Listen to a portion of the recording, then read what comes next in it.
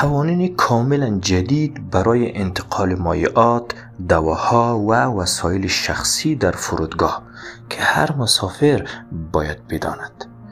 امروز با یک موضوع خیلی مهم و حیاتی در خدمت شما هستیم، موضوعی که دانستن آن میتواند از خیلی دردسرها جلوگیری کند، مخصوصا وقتی قصد سفر با هواپیما به ویژه پروازهای بین المللی را داریم.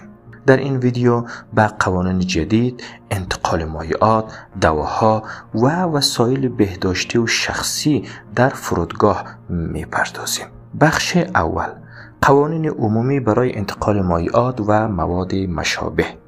بر اساس این قوانین هر نوع ماده مایع، اسپری، عطر، خمیر دندان، دوا، ژل، حتی مواد غذایی مانند سس یا مربی اگر در بسته‌بندی های بزرگتر از 100 میلی لیتر باشند اجازه حملشان در کیف دستی را ندارند.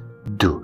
هر مسافر فقط میتواند مجموعاً 1 لیتر از این مواد را با خود داشته باشد، آن هم در ظروف کوچکتر از 100 میلی لیتر. همه این مواد باید در یک بکس شفاف پلاستیکی قابل بسته شدن قرار داشته باشند. فقط یک بکس شفاف برای هر مسافر مجاز است. بخش دوم، موارد استثناء.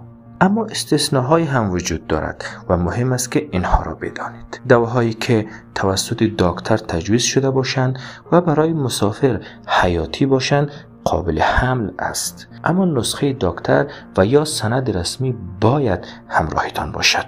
غذای کودک، شیر خشک یا دواهای خاص اطفال نیز مجاز است. اگر از دواهای طبی استفاده می کنید که به نسخه نیاز ندارند، باز هم توصیه می شود در ظرف کوچکتر از 100 میلی لیتر حمل شود.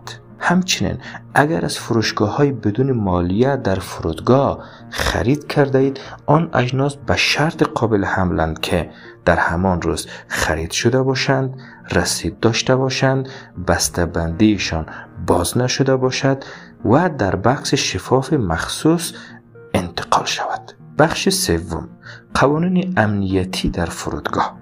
در بخش امنیتی فرودگاه این بکس شفاف جداگانه از بکس دستی خارج می شود و توسط دستگاه‌های خاص بررسی می گردد. در برخی فرودگاه‌ها دستگاه‌های پیشرفته‌ای نصب شدند که مواد مایع را بدون نیاز به باز کردن بکس تشخیص می دهند، اما در بسیار جاها هنوز هم بررسی دستی صورت می گیرد. نکته خیلی مهم، اگر این قوانین را رعایت نکرده باشید، مأموران امنیتی حق دارند وسایلتان را ضبط کنند. در برخی موارد حتی ممکن است اجازه پرواز به شما داده نشود. بخش چهارم، وظیفه کیست؟ مسافر یا فرودگاه؟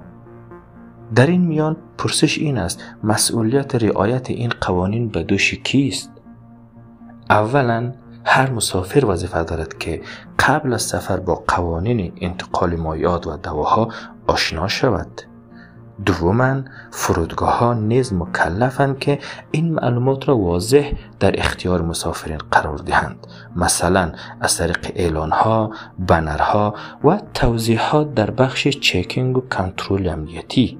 اما فراموش نکنید که اگر اشتباهی رخ دهد، اولین کسی که متضرر می شود خود مسافر است. بخش پنجم، توصیه‌های مهم برای مسافرین. برای اینکه سفر راحت تری داشته باشید، این چند نکته را همیشه باید داشته باشید. وسایل بهداشتی، آرایشی و دواهایتان را در ظروف کوچک بریزید. اگر نیاز به انتقال دواهای خاص دارید، نسخه و سند آن را همراه داشته باشید.